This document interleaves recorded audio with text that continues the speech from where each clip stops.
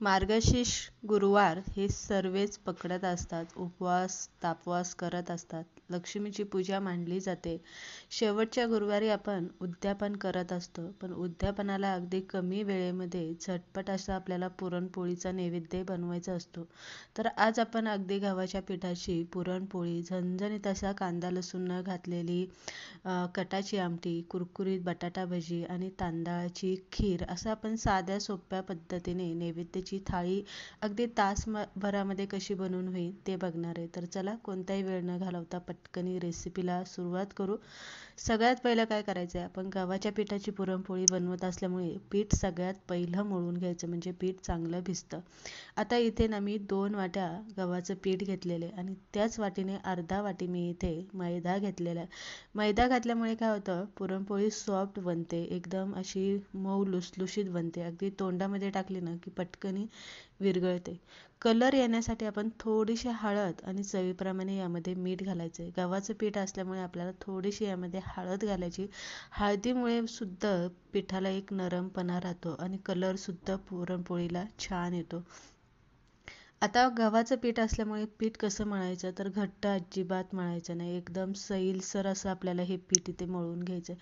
बघू शकता किती सैलसर असं मी हे पीठ मळलेलं आहे. जितकं तुम्ही सैलसर गव्हाचं पीठ मळाल ना, तितकी पुरणपोळी तुमची अगदी गुलगुलीत मऊसूत टम फुगते, इतकी छान बनते. पीठ मळून झालं की 1 चमचा तेल घालायचं आणि तेलामध्ये पीठ परत एकदा मळून घ्यायचं. पीठ चांगलं सॉफ्ट आणि मऊसूद असं मळून घ्यायचं. त्यानंतर एक गोळा बनवायचा असा आणि झाकून साईडला ठेवायचा. पण लक्षात ठेवा, गव्हाचं पीठ असल्यामुळे सगळ्यात पहिलं पीठ मळायचं, म्हणजे पीठ भिजायला चांगला टाईम भेटतो. आता त्याच वाटीने मी 1 वाटी चण्याची डाळ घेतलेली. डाळ स्वच्छ धुवून घ्यायची आणि कुकरला डाळ शिजायला लावायची.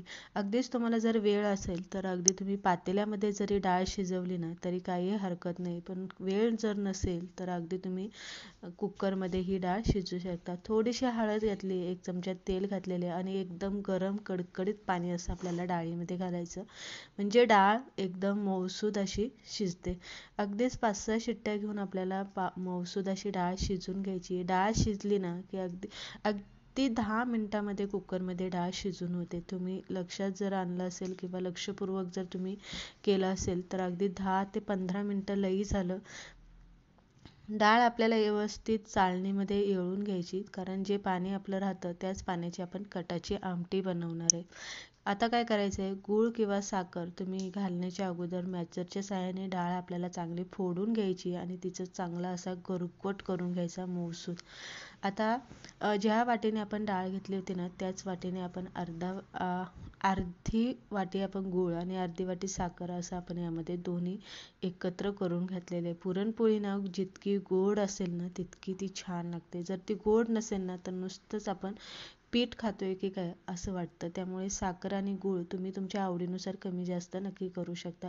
जायफळ आणि विलायची पावडर घालून पुरण आपल्याला चांगलं हलवून घ्यायचं आणि त्यानंतर पुरण एकदम सुक्क होईपर्यंत आपल्याला परतून घ्यायचं.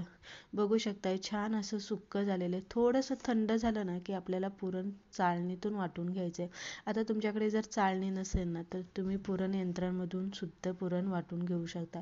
पण दुसरा सांगू का तुम्हाला एक फायदा, चाळणीतून पुरण वाटल्यामुळे त्याचा दुसरा फायदा काय होतो, पुरण एकदम मोकळं सुटसुटीत पडतं. जितकं पुरण तुमचं मोकळं सुटसुटीत पडेल ना तितकी पुरणपोळीच्या कडेपर्यंत तुमचं पुरण पसरलं जातं. चिकट जर तुम्ही पुरण वाटून घेतलं ना तर पुरण शक्यतो पुरणपोळीच्या कडेपर्यंत पसरत नाही आणि पुरणपोळीला ते असं चिटकून राहतं, मोकळं सुटसुटीत असं पडत नाही.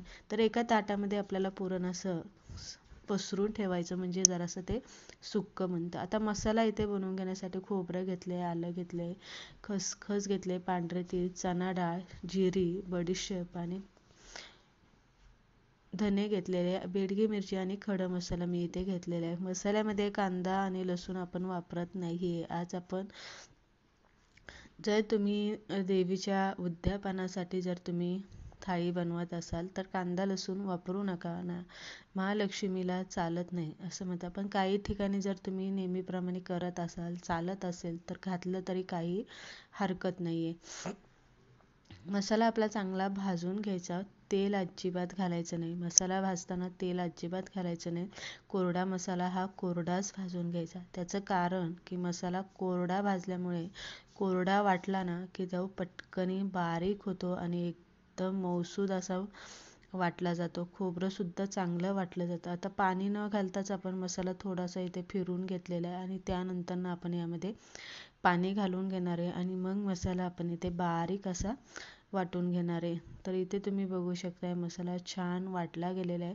आता इथे जर तुम्हाला टोमॅटो घालायचा असेल तर तुम्ही एक टोमॅटोसुद्धा मसाल्यामध्ये घालू शकता, पण टोमॅटो चांगला तेलामध्ये परतून घ्या. आता मसाल्यामध्ये आपल्याला कांदा लसूण ज्या मसाल्यामध्ये वापर केलेला नाही तो सगळा मसाला तुम्ही इथे थोडा थोडा घातला तरी चालेल. चवीप्रमाणे मीठ घातलेलं आहे आणि कढीपत्ता मात्र आवर्जून घालायचा. जे पाणी आपण डाळीचं घेतलं तर वेळून तेच पाणी आपण इथे घालणार आहे. मसाला वाटलेला आहे, मसाला काढून घेतलेला आहे, पाणी घेतलेले, ही तयारी आपली झालेली. पळीभर तेल घालायचं आणि गॅस बारीक ठेवायचा. घेतलेला मसाला आपल्याला यामध्ये घालायचा. पळीभर पाणी यामध्ये घालायचं डाळीचं आणि मसाला 1 मिनिटभर आपल्याला चांगला शिजवून घ्यायचं आणि त्यानंतर केलेलं वाटण आपल्याला यामध्ये घालून मसाल्यामध्ये व्यवस्थित मिक्स करायचं. थोड्या वेळ झाकण ठेवायचं आणि तेल सुटेपर्यंत मसाला चांगला आपल्याला इथे परतून घ्यायचा. बघू शकता मसाल्याचा कलर जो आहे ना तो बदलला गेलेला आहे. कलर असा बदलला पाहिजे तरच आमटीला कलर चांगला येतो, तरी येते. त्यानंतर डाळीचं पाणी घालून घ्यायचं. अंदाजानुसार तुम्हाला जर पाणी यामध्ये दुसरं घालायचं असेल तर तुम्ही इथे घालू शकता. चवीप्रमाणे मीठ तुम्हाला वाटलं तर घालू शकता. तर छान अशी आमटी हलवून घ्यायची. एक खळखळून उकळी घ्यायची. उकळी आली ना की आमटी लगेच गॅसच्या खाली उतरायची नाही. तर 10-1 मिनटं बारीक गॅसवरती आमटी अशीच उकळती ठेवायची. बघू शकता छान तरी आलेली आहे आणि कलर खूप छान आलेला आहे. आमटी बनवून तयार झालेली आहे. आता आपण भज्यांसाठी पीठ खडून साईडला ठेवणार आहे. इथे पीठ घेतलेले, ओवा घेतलेले, हळद, हिंग आणि अगदी आपल्याला थोडंसं लाल तिखट यामध्ये घालायचं. चवीप्रमाणे मीठ आपल्याला यामध्ये घालून घ्यायचं आणि पाणी घालून पीठ आपल्याला इथे खलून घ्यायचं. आता आपण बटाटा भजी बनवून घेणार आहे त्यामुळे त्यानुसार आपल्याला हे पीठ इथे खलून घ्यायचं. जास्त पातळ नाही, जास्त घट्ट नाही, तर अशा पद्धतीने पीठ खलून घेतलेलं आहे. बटाट्याची साल काढून घेतलेली आहे. आपल्याला सुरीने याच्या चकल्या करून घ्यायच्या किंवा तुम्ही किसणीने जरी याच्या चकल्या पाडल्या ना तरी चालेल, पण किसणीने चकल्या जर आपण पाडल्या ना त्या खूप पातळ होतात, त्यामुळे सुरीनेच आपल्याला पाडून पाण्यामध्ये घालून ठेवायचं. आता इथे तांदळाची खीर आपण बनवून घेतोय. लक्ष्मीला सगळ्यात प्रिय असणारी खीर असते तांदळाची. तर तांदळाची खीर बनवण्यासाठी ओलं खोबरं पाठीमागचा काळा भाग काढून घ्यायचा. मिक्सरला आपल्याला एकदम बारीक असं मसाल्यासारखा वाटून घ्यायचा आणि त्यानंतर भिजवलेला तांदूळ आणि ड्रायफ्रूट आपल्याला यामध्ये घालून थोडंसं असं फिरून घ्यायचं, जास्त फिरवायचं नाही. त्यानंतर इकडे दूध आपल्याला गरम करायला ठेवायचे. त्यामध्ये चारोळे घालायचे, सुंठ पावडर घालायची, थोडीशी जायफळ पावडर घालायची आणि आपल्याला किती गोड पाहिजे त्यानुसार साखर यामध्ये घालायची. दुधाला उकळी आली ना केलेलं वाटण आपल्याला खोबऱ्याचं आणि तांदळाचं यामध्ये घालून घ्यायचं. आता आपण ही पुरणपोळी बरोबर सुद्धा ही खीर खाणार आहे, त्यामुळे ही खीर आहे ना जास्त अशी घट्ट नाही बनवायची, तर थोडीशी पातळ बनवायची. तर खीर बनवून झालेली आहे. आता आपण भजी तळून घेणार आहे.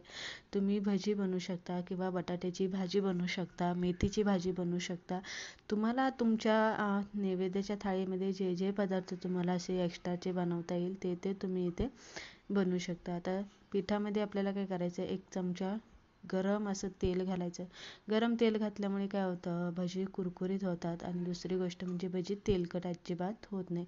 बटाट्याच्या चकल्यांना जरासं अशा पसरून सुकवायला ठेवायच्या. सुकलेल्या चकल्या आपल्याला भजी तळली ना की जास्त वेळ तळायला सुद्धा लागत नाही आणि दुसरी गोष्ट म्हणजे बटाटा पटकन शिजला सुद्धा जातो त्या वाफेने आणि कुरकुरीत अशी ही भजी बनून तयार होते. तर बघू शकता छान अशी टम फुगली गेलेली आणि कुरकुरीतपणा त्याला जाणवते. भजी तळताना गॅस मोठा ठेवायचा. थोड्या वेळ भजी तळली गेली की गॅस मिडियम करायचा आणि कुरकुरीत तळून घ्यायची.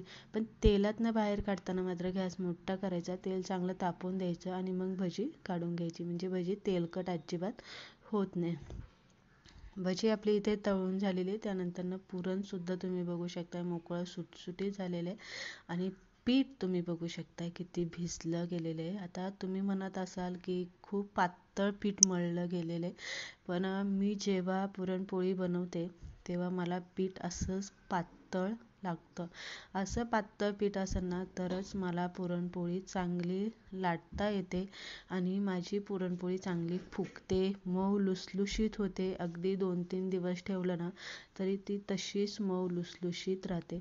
या पद्धतीने जर तुम्ही गव्हाचं पीठ मळून पुरणपोळी केली तर तुमची सुद्धा पुरणपोळी कधीही फसणार नाही. आता आपल्याला पिठाचा गोळा घ्यायचा आहे, जास्त लिंबा एवढाच घ्यायचा आहे, जास्त मोठा घ्यायचा नाही. पण पुरण मात्र तुम्हाला किती घालायचे ते तुम्ही तुमच्या अंदाजानुसार घालू शकता. गुबगुबीत अशी जर पुरणपोळी पाहिजे नसेल ना तर भरपूर असं त्यामध्ये पुरण भरून घ्यायचं आणि हलक्या हाताने आपल्याला पुरणपोळी लाटून घ्यायची. दुसरी गोष्ट ना, पुरणपोळी लाटताना मधी लाटायची नाही, नाहीतर ती फुटती. नेहमी लक्षात ठेवा, पुरणपोळी ही कडेने लाटत जायचं आणि पुरणपोळी लाटताना हलक्या हाताने लाटणं फिरवायचं. जास्त आपण चपातीला फिरवतोय ना तसं अजिबात फिरवायचं नाही. भाजताना काय करायचं, जास्त गरम होऊन द्यायचा नाही पॅन किंवा तवा. एकदम मिडियम असाच गरम ठेवायचा, म्हणजे पुरणपोळीला जास्त डाग पडत नाही, ती तव्याला चिटकत नाही आणि चांगली गवळी गवळी भाजली जाते. गवळी गवळी असतानाच पुरणपोळी चांगली भाजून घ्यायची. तेल तूप तुम्ही तुमच्या आवडीनुसार लावू शकताय. इथे तुम्ही बघू शकताय पुरणपोळी एकदम छान अशी फुगली गेलेली आहे. तुम्हाला पातळ वरचं जे आवरण आहे ते एकदम असं पातळ वाटत असेल, फुटलेली नाही आहे. आणि दुसरी गोष्ट म्हणजे पुरणपोळी एकदम मऊ लुसलुशीत अशी होते. फक्त काय करायचं आहे, पुरणपोळी उलटताना गवळी गवळीच उलटायची. जास्त डाग पडेपर्यंत किंवा जास्तच एका साईडने भाजून द्यायची आणि मग उलटायची असं करायचं नाही. नाहीतर काय होतं माहिती आहे का, पुरणपोळी कडक होते, मऊ लुसलुशीत होत नाही, तर ती कडक होते. तर अशा पद्धतीने तुम्ही राहिलेल्या बाकीच्या पुरणपोळ्या सुद्धा इथे बनवून घेऊ शकता. तर इथे तुम्ही बघू शकता छान पुरणपोळ्या आपल्या इथे बनवून तयार झालेल्या आहे. आता आपण इथे बनवून घेणार आहे ती आपली नैवेद्याची थाळी. आता तुम्हाला थाळीमध्ये काय, आता मी इथे भात कसा लावायचा तो व्हिडिओ दाखवलेला नाही आहे, कारण आपला व्हिडिओ मोठा झाला असता म्हणून. तर नेहमीप्रमाणेच आपण भात लावून घेतलेला आहे, जसं तुम्ही लावता, जसं मी लावते अगदी तसंच. त्यानंतर ना मस्त झणझणीत तर्रीवाली आमटी, तांदळाची खीर, गरमागरम अशा मऊ लुसलुशीत पुरणपोळ्या, कुरडई पापडी. शिवाय नैवेद्याची थाळी ही अपूर्ण असते, हे लक्षात ठेवा. त्यामुळे कुरडई पापडी आवर्जून ताटामध्ये ठेवा आणि भजी. तर अशा पद्धतीने साध्या सोप्या पद्धतीने 1 तासामध्ये तुम्ही ही थाळी बनवू शकता.